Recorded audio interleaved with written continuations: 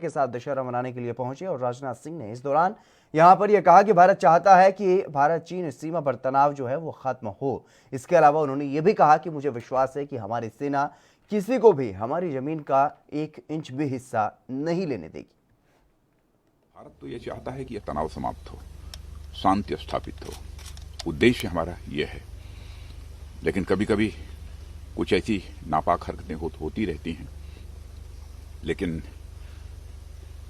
मैं पूरी तरह से आश्वस्त हूं और आश्वस्त ही नहीं हूं, मुझे पूरा भरोसा भी है कि हमारे सेना के जवान किसी भी सूरत में अपने भारत की 1 इंच भी जमीन किसी दूसरे के हाथों में नहीं जाने देंगे। हाल फिलहाल जो कुछ भी इंडो चाइना बॉर्डर पर लद्दाख में हुआ है, उसमें मैं कह सकता हूं, निश्चित जानकारी के आधार पर मैं कह रहा हूं कि हमारे वहीं रक्षा मंत्री राजनाथ सिंह के इस बयान पर कि भारत चाहता है चीन और भारत के बीच शांति हो और तनाव खत्म हो, इस पर रक्षा विशेषज्ञ गुरमीत सिंह ने अपनी प्रतिक्रिया दी है।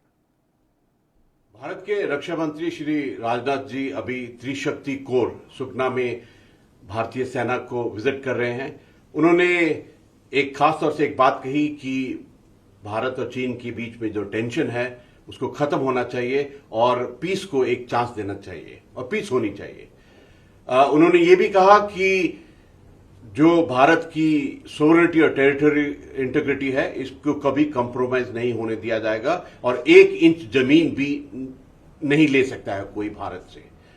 उन्होंने ईस्टर्न सेक्टर के एलएसी सिचुएशन को रिव्यू किया और प्रिपेयर्डनेस को देखा, उनकी ब्रीफिंग सुनी और मुख्यतः उन्होंने ये कहा कि भारत की जो सीमा है उसको जो प्रोटेक्ट करने भारतीय सेना करती है, ये उनके कारण।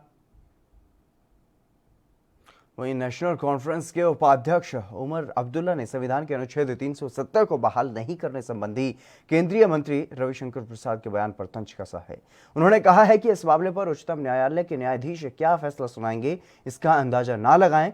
उन्होंने ट्वीट करते हुए यह भी लिखा है कि प्रिय रविशंकर प्रसाद जी, हम आपसे कुछ भी बहाल करने की उम्मीद नहीं रखते हैं, लेकिन जब तक उच्चतम न्यायालय की स्वतंत्रता है, कृपया यह अंदाजा ना लगाएं कि माननीय न्यायाधीश क्या फैसला देंगे। कश्मीर भारत का अंग है, अविभाज्य अंग है। आज धारा 370 हटाने का फैसला बिल्कुल संवैधानिक प्रक्रिया के अंतर्गत हुआ है और संसद के दोनों सदनों ने उसको पारित किया है और आज जम्मू कश्मीर में सुशासन है, अच्छा काम हो रहा है, आतंकवाद के खिलाफ सख्त कार्रवाई हो रही है, वहां लोग खुश हैं। और इस तरह की बात करना कि हम तिरंगा तब तक नहीं लहराएंगे जब तक जम्मू कश्मीर का झंडा दोबारा बहाल नहीं होगा, तो हम कहना चाहते हैं 370 बहाल नहीं होगा, वो समाप्त हो गया। एक देश में 2 निशान 2 प्रधान। केंद्रीय मंत्री निर्मला सीतारमण के बयान पर पंजाब के सीएम कैप्टन अमरिंदर सिंह का बयान सामने आया है। उन्होंने कहा है कि होशियारपुर जाने की क्या जरूरत है, पुलिस जब वहां पर कार्रवाई कर रही है। यूपी में कोई पुलिस कार्रवाई नहीं हो रही थी, इस केस में अपराधी पकड़े जा चुके हैं। उन्होंने और क्या कुछ कहा है वो भी आपको सुनवाते हैं। ਸਾਨੂੰ ਉੱਥੇ ਉਹਨਾਂ ਨੂੰ ਵਿਜ਼ਿਟ ਕਰਨ ਦੀ ਲੋੜ ਨਹੀਂ। ਵਿਜ਼ਿਟ ਕਿਉਂ ਕਰਨ ਦੀ ਲੋੜ? ਕਿਉਂਕਿ ਉੱਥੇ ਪੁਲਿਸ ਇਨ ਐਕਸ਼ਨ ਸੀ, ਉੱਥੇ ਕੋਈ ਕਾਰਵਾਈ ਨਹੀਂ ਚੱਕੀ ਜਾਂਦੀ ਸੀ। ਉੱਤਰ ਪ੍ਰਦੇਸ਼ ਦੇ ਵਿੱਚ ਸਾਡੇ ਤਾਂ ਅਸੀਂ ਬੰਦੇ ਫੜ ਲਏ, ਇੱਕ ਦਿਨ 'ਚ ਪੁਲਿਸ ਨੇ ਫੜ ਲਏ ਸੀ। So there is no question for them to come. जब फड़ ले और जब कानूनी अवस्था चल ठीक है। हैदराबाद के सांसद असदुद्दीन ओवैसी ने फिर से एनआरसी और सीएए को लेकर के केंद्र सरकार पर निशाना साधा है। दरअसल शेखपुरा में चुनावी सभा को संबोधित करते हुए ओवैसी ने कहा, एनआरसी और सीएए पर आरजेडी और नीतीश कुमार दोनों ही पार्टियों को उन्होंने कटघरे में खड़ा किया है और उन्होंने कहा है कि केंद्र सरकार ने दोनों को लागू करने की बात कही है, लेकिन इस मुद्दे पर आरजेडी अपनी जुबान बंद किए हुए है और नीतीश कुमार लोगों के सामने गलत बयानी कर रहे हैं। ओवैसी ने यह कहा है कि एनआरसी और सीएए सिर्फ मुसलमानों और दलितों के लिए सिरदर्द नहीं है, बल्कि इससे 50% से ज्यादा हिंदुस्तानी प्रभावित होंगे। इसका उदाहरण असम है। यहां एनआरसी से 20 लाख लोग बाहर हो गए और इसमें मुसलमान मात्र 5 लाख हैं, जबकि हिंदुओं की संख्या 15 लाख है।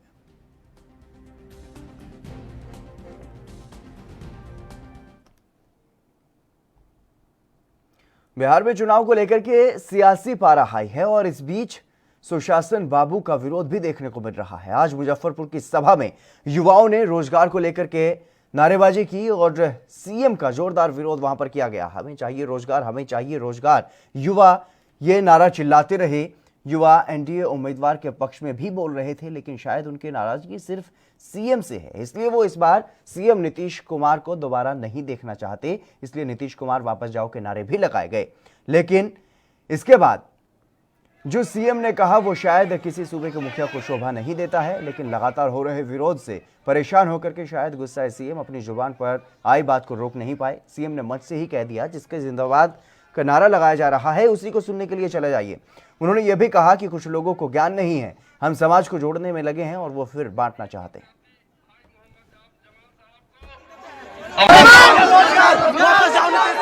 हमें चाहिए रोजगार। हमारा विधान विधायक होना चाहिए जमाल साहब, लेकिन मुख्यमंत्री ने सुन रही। विधायक जमाल साहब, मुख्यमंत्री ने सुन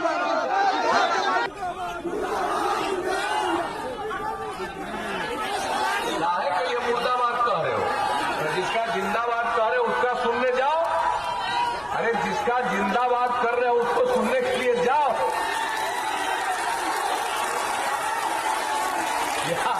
या हमको मालूम है कुछ लोगों को न कोई ज्ञान है न कोई अनुभव है। हम समाज को एक करने में लगे, अब वो लोग लगे हुए हैं समाज को फिर बांट दो। वहीं लोक जनशक्ति पार्टी ने अपने घोषणा पत्र में सीता माता के मंदिर बनाने की बात कही है और अब पार्टी के प्रमुख चिराग पासवान ने सीता माता का मंदिर बनवाने के मामले पर प्रतिक्रिया दी है।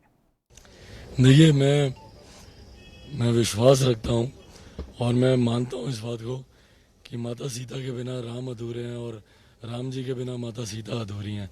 और इसीलिए मैं चाहता हूं कि जिस तरीके से एक भव्य राम मंदिर का निर्माण अयोध्या में हुआ, मैं संकल्पित हूं और आज मैं वही संकल्प लेने भी जा रहा हूं कि मैं उससे भी भव्य मंदिर का निर्माण माता सीता का सीतामढ़ी में कराऊंगा, जो उनकी जन्मस्थली मानी जाती है।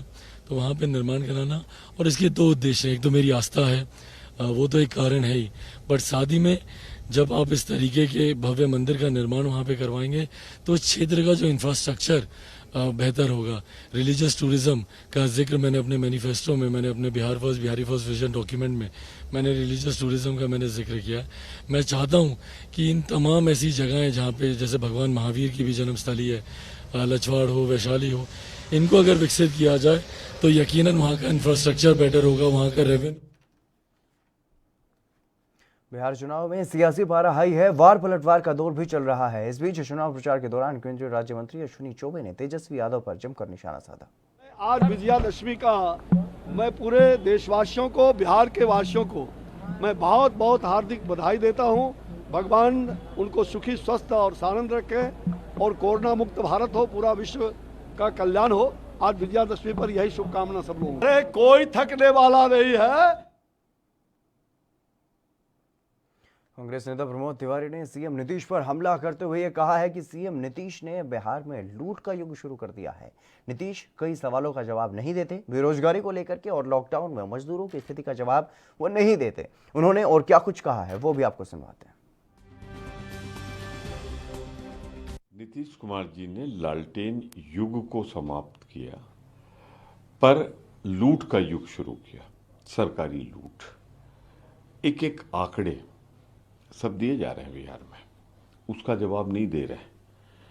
वो जवाब नहीं दे रहे। मुजफ्फरपुर में जिस तरह बेटियां बलात्कार होता रहा उनके साथ लगातार संवासनियों का, और उसी विभाग की मंत्री और उसी पति की पत्नी जो चला रहा था उसको, वर्मा को टिकट दिया, इसका जवाब नहीं दे रहे।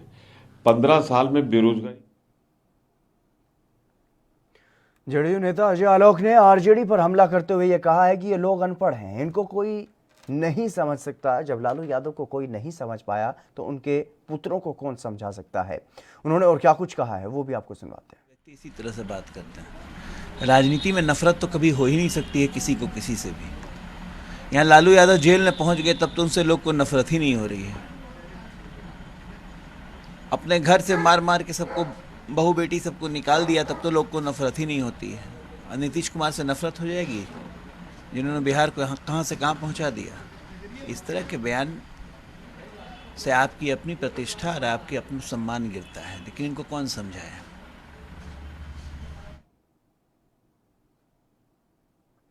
मध्य प्रदेश में मुख्यमंत्री शिवराज सिंह चौहान और बीजेपी नेता इमरती देवी को लेकर के दिए गए बयान का मामला अभी ठंडा भी नहीं पड़ा था कि अब कांग्रेस अध्यक्ष जीतू पटवारी ने बीजेपी को एक और मौका दे दिया।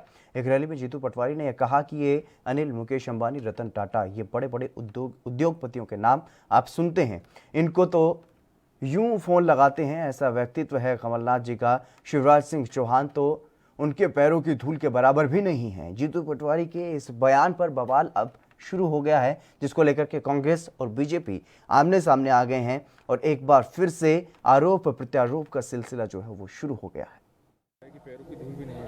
देखिए, बहुत आपत्तिजनक है। मध्य प्रदेश के मुख्यमंत्री शिवराज सिंह चौहान, 7.5 करोड़ जनता के मुखिया मुख्यमंत्री शिवराज सिंह चौहान किसानों के, महिलाओं के, भांजे भांजियों के, युवाओं के तमाम प्रकार से प्रतिनिधित्व, भावनात्मक तौर पर भी, प्रशासनिक तौर पर भी, राजनीतिक तौर पर भी नेतृत्व करने वाले मुख्यमंत्री शिवराज सिंह चौहान एक आयातित नेता की चाटुकारिता में कमलनाथ जी की पैरों की धूल बताने का काम कर रहे हो। धिक्कार है, आपत्तिजनक है, शर्मनाक है। ये शिवराज जी का नहीं, 7.5 करोड़ जनता का अपमान है।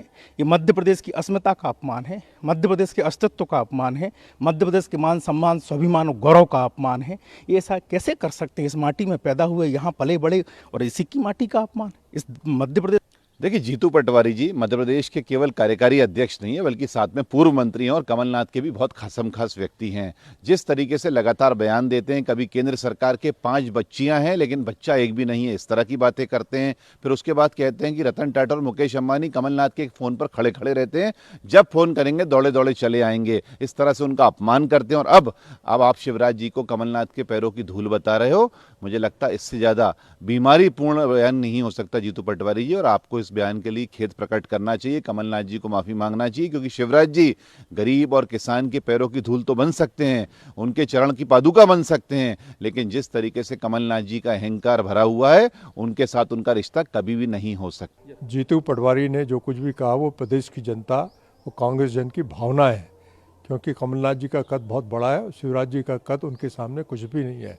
ऐसे में वो उनके पैरों की धूल के बराबर ही आते हैं। और मैं समझता हूँ कि जीतू पटवारी ने आम जनता की भावनाओं को लेकर ये बात कही है। हमेशा शिवराज जी उल्टा सीधा कमलनाथ जी के बारे में बोलते रहते हैं। वो अपने मुंह। चलिए फिलहाल रुकेंगे एक छोटे से ब्रेक के लिए, जल्द हाजिर होंगे।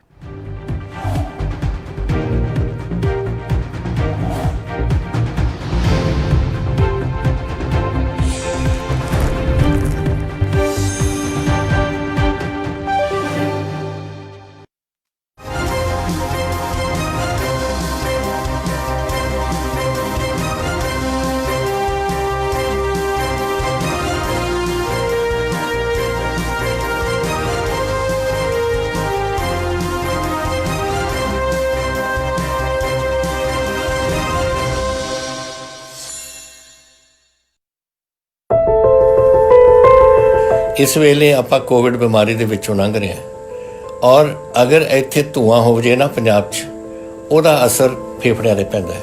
ਕੋਵਿਡ ਦੀ ਬਿਮਾਰੀ ਪਹਿਲਾਂ ਕੈਸੇ ਆਉਂਦੀ ਹੈ? ਪਹਿਲਾਂ ਆਉਂਦੀਆਂ ਤੁਹਾਨੂੰ ਬੁਖਾਰ, ਤੁਹਾਡਾ ਬਦਨ ਦਰਦ ਹੁੰਦਾ ਹੈ, ਤੁਹਾਡਾ ਇਹ ਚੀਜ਼ਾਂ ਬੁਖਾਰ ਜ਼ੁਕਾਮ ਹੋ ਸਕਦਾ, ਕੁਝ ਹੋ ਸਕਦਾ ਹੈ।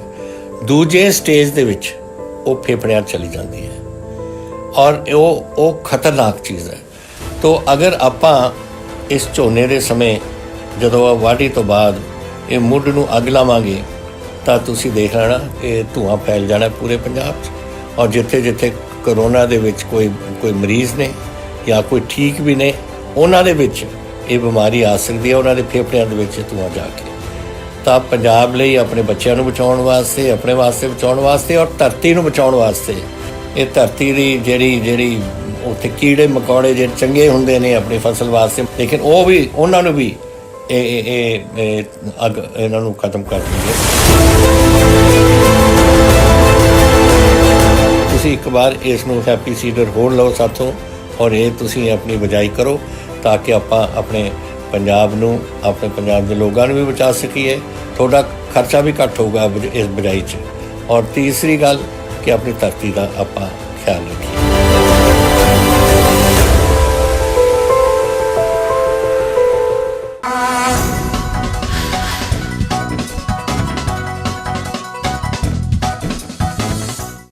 सबसे अलग अंदाज। हम बनेंगे आपकी आवाज, सवालों की धार, खबरों की बौछार, सिर्फ मेरे साथ एएनबी न्यूज पर।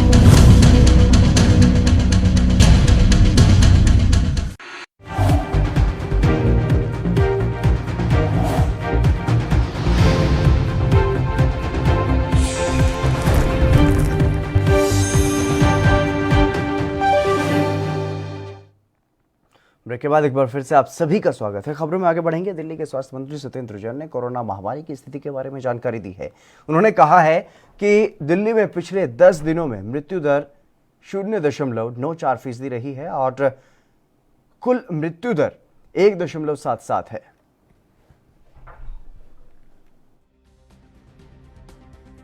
इकतालीस सौ 16 नए पॉजिटिव केसेस कोरोना के पाए गए और 55,000 से ज़्यादा टेस्ट किए गए थे।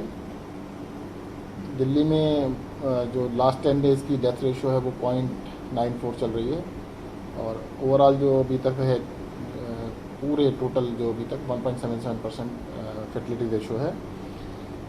कोविड के जो बेड्स हैं 5323 ऑक्यूपाइड थे और 10,414। दिल्ली में प्रदूषण कम नहीं हो रहा है। दिल्ली सरकार प्रदूषण को कम करने के लिए सभी उपाय कर रही है, लेकिन फिर भी प्रदूषण को काबू करने में नाकामयाब साबित हो रही है। दिल्ली में लगातार बढ़ते प्रदूषण पर डीपीसीसी के अध्यक्ष अनिल कुमार का क्या कुछ कहना है, वो आपको सुनाते हैं। कि इस तरह का कैंपेन को पहली बार नहीं हो रहा है। आपको याद होगा जब दिल्ली के अंदर रेड लाइट्स पर टाइमर लगाए गए थे, वो टाइमर इसी वजह से लगाए गए थे कि लोगों को पता होना चाहिए। और दिल्ली के उस समय तत्कालीन मुख्यमंत्री शीला दीक्षित जी हुआ करती थी। हम स्वयं से इस बात को जानकारी में लेकर के भी आए थे कि लोगों को रेड लाइट पे कितना समय लग रहा है पता होना चाहिए और समय के अनुसार अपनी गाड़ी के इंजन को बंद रखना चाहिए। ये परंपराएं थी, लेकिन पीछे आकर के अरविंद केजरीवाल ने इन परंपराओं को बंद कर दिया। आखिर क्यों अवेयरनेस के प्रोग्राम आपने साल भर नहीं चलाए? अंत में आकर के प्रदूषण से जोड़ करके फिर आप एक स्टंटबाजी कर रहे हैं। सवाल ये उठता है कि आप आज आरएसएस का स्थापना दिवस मनाया गया और इस मौके पर आरएसएस प्रमुख डॉक्टर मोहन भागवत ने अपने भाषण के दौरान कहा कि नागरिकता कानून से किसी को खतरा नहीं है। इसके अलावा उन्होंने और क्या कुछ कहा है वो भी आपको सुनवाते हैं। स्थिति अभी पूरी गई नहीं, चल रही है, लेकिन चरण बदल गया है। महानगर संघचालक जी के प्रास्ताविक में उल्लेख था, अब लोग जो गए थे वापस आने लगे हैं। रोजगार अपना बंद करके गए थे अपने अपने गांव, वापस आने लगे। बहुत अधिक प्रमाण वापस आने वालों का है, लेकिन आने के बाद उनको वहां रोजगार है ही जो पहला था, ऐसा नहीं है। हो सकता है उनको अपना रोजगार बदलना पड़ेगा, नए रोजगार का प्रशिक्षण लेना पड़ेगा। बहुत सारे वापस हो गए, लेकिन सब वापस नहीं हो गए, इसलिए वहां भी कुछ खाली जगह होगी। वहां पे जो रोजगार है वो रोजगार सिखाने की व्यवस्था हमारे यहाँ समन्वय के आधार पर सोची गई है। इसलिए हमारे यहाँ किसान स्वतंत्र है, अपनी खेती खुद करता है। उसकी स्थिति ऐसी है कि उसको किसी की जरूरत नहीं, लेकिन वो जो खेती करता है वो दुनिया को खिलाने के लिए करता है, अपने लाभ के लिए नहीं करता। खेती करता है तो एक जमाना ऐसा था खेती सबसे अच्छी, लेकिन सबसे अच्छी खेती जब थी तब किसान वो सबसे अच्छी है, अधिक फायदा देने वाली इसलिए नहीं करता था, वो सबको खिलाने के लिए कि चंडीगढ़ में पंजाब खाद्य एवं आपूर्ति विभाग के एक अधिकारी की गोली मारी गई और हमलावर अधिकारी अमरीक सिंह के घर से कुछ कदम दूर हाथ लगाए बैठा था और गोली लगने पर अमरीक सिंह के चिल्लाने की आवाज सुनते ही लोग उसकी तरफ भागे।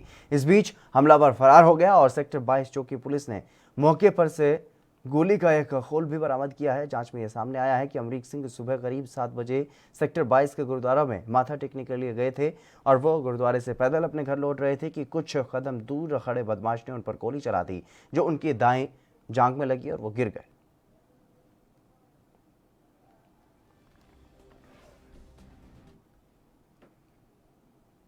वहीं पटियाला में भी फायरिंग का मामला सामने आया है, जहां फायरिंग की घटना से इलाके में सनसनी फैल गई और पुलिस फिलहाल सीसीटीवी फुटेज के आधार पर जांच कर रही है। लेकिन इस घटना के बाद जिस तरीके से आज सीएम की जो रैली थी उससे दो गुट वापस लौट रहे थे, उन्हीं दोनों गुटों में आपस में विवाद हुआ और विवाद इतना बढ़ गया कि वहां पर फायरिंग हुई है और फायरिंग में 2 लोग घायल भी हुए हैं। लेकिन पुलिस ने मामला दर्ज कर लिया है और सीसीटीवी फुटेज के आधार पर अब जांच शुरू कर दी गई है।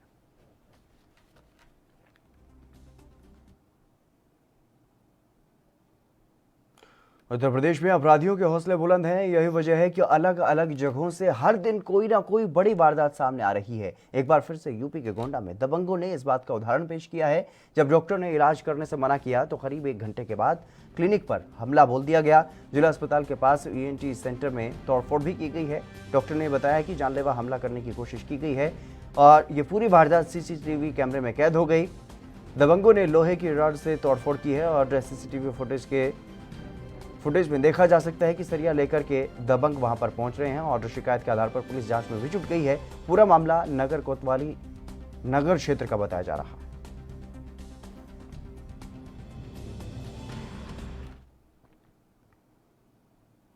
बिहार के पूर्णिया में उत्पाद विभाग की हिरासत में शनिवार को एक युवक की मौत हो गई, जिसके बाद मृतक के परिजनों ने जमकर हंगामा काटा। उन्होंने विभाग के अधिकारियों पर आरोप भी लगाया है कि हिरासत में युवक को टॉर्चर कर उसे मार दिया गया है, जबकि विभाग इसे आत्महत्या बता रहा है। जानकारी के अनुसार देर शाम दीपक कुमार नामक युवक को उत्पाद विभाग की टीम ने शराब के साथ पकड़ा था और उसे हाजत में बंद कर दिया गया था और जब उसके परिजन मिलने के लिए पहुंचे तो उन्हें बताया गया कि आरोपी युवक ने हाजत में फांसी लगाकर के आत्महत्या कर ली है। युवक की मौत के बाद परिजनों ने उत्पाद विभाग के कार्यालय में जमकर हंगामा किया और वहीं कार्यालय के अंदर घुसकर तोड़फोड़ भी की गई है। यहां तक कि सड़क पर आगजनी कर प्रदर्शन भी किया गया। मृतक के परिजनों का यह कहना है कि विभाग के लोगों को उन्होंने रिश्वत भी दी है, लेकिन ना ही बेटे से मिलने दिया गया और ना ही उसे छोड़ा गया। बिहार में चुनावी मौसम है, इसलिए सभी उम्मीदवार भी पीड़ित परिजनों के साथ खड़े हुए नजर आए और मामले में जांच की मांग भी की जा रही है। क्या आदमी को पकड़ा है? खाली लड़का को पकड़ा। कितना शराब के साथ पकड़ा था? वो 6 गो बोतल है, बोतल के साथ पकड़ा था। अच्छा, कितना पैसा आप दिए थे? 40,000 दिए। किन को दिए थे, नाम बताइए। वो इमरान नाम का अफसर है, इमरान नाम बोला है, उसी के दिए। घटना का जानकारी आपको कैसे हुआ? घटना का जानकारी कैसे हुआ? आज ये घटना जानकारी हुआ रात में आए ना, रात में जब हम यहाँ आए 9 बजे आए हम लोग मिलने के लिए, लड़का से मिलेंगे, फास्टिंग है, पानी उनी देंगे कुछ खाने पीने के लिए। ये लोग गेट पर जो था यहाँ, ये लोग बोला कि हम नहीं देंगे मिलने के लिए। हम के लिए आप 50 को टका ले लीजिए, तो 100 टका उसको दे दिए, बोतल पानी दे दिए, बोला हम पहुंचा देते हैं। बोला मिलने दीजिए, 5 मिनट समझा बुझा देंगे, निकल जाएंगे समझा बुझा करके। हाँ, हदसिया लड़का है, हदस जाएगा। हाँ, ये लोग बोला नहीं, आदेश नहीं है अफसर का मिलने देने के लिए। हम के लिए बात भी कर चुके हैं, पैसा भी दिए हुए, छोड़ने का बात है। बोला आज कुछ भी आप 6 बजे के बाद मिलिएगा, कल सवेरे आए यहाँ पर 6:30 बजे। ये लोग कोई नहीं अंदर नहीं घुसने दिया, नहीं बाहर जाने दिया। हम लोग ठहराते रहते 8:30 बज गया यहाँ पर। 8:30 बजे जाने लगे, तब ये लोग जब आए तब हमको बुला के लाए यहाँ पर। हमारा एक लड़का साथ में था, वो अंदर बुला के लाया। अंदर में बुला करके बोलता आपका लड़का डेट कर गया। कैसे डेट कर गया? तो फांसी लगा लिया। कैसे फांसी लगाया? अभी लोग जवाब नहीं दे रहा। थाना में कैसे फांसी लगा लेगा? थाना में रहते हुए कैसे फांसी लगा लेगा? क्या नाम है आपका? बम्बम सिंह। अच्छा, चलिए इस बुलेटिन में मेरे साथ बस इतना ही। नमस्कार।